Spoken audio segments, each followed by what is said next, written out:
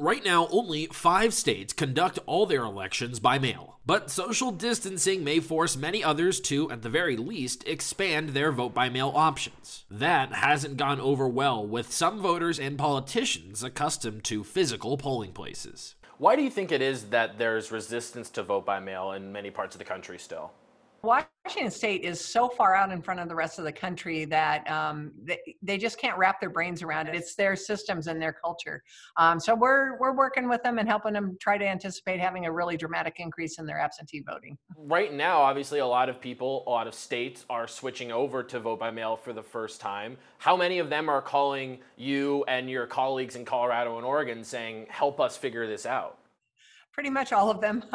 Between my elections director, Lori Agino, and I, we've spoken to someone in every single state and Puerto Rico on the subject. Washington Secretary of State Kim Wyman says she and other experts are doing their best to help other states get up and running, but they've got an enormous challenge ahead of them.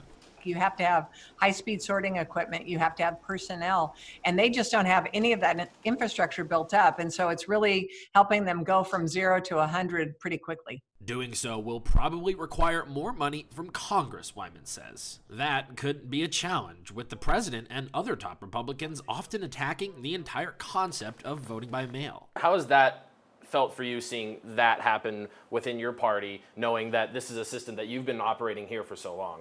Well, it's difficult for me when any leader, anyone in a leadership position starts being critical of the election process and intimating that there's voter suppression or voter fraud, because that really rocks people's confidence in the election systems. Wyman says education and transparency can help bring people around to the idea, and a successful election this year could make it more permanent. Would you be hopeful, or would you expect that maybe more states would start adopting vote by mail as a standard?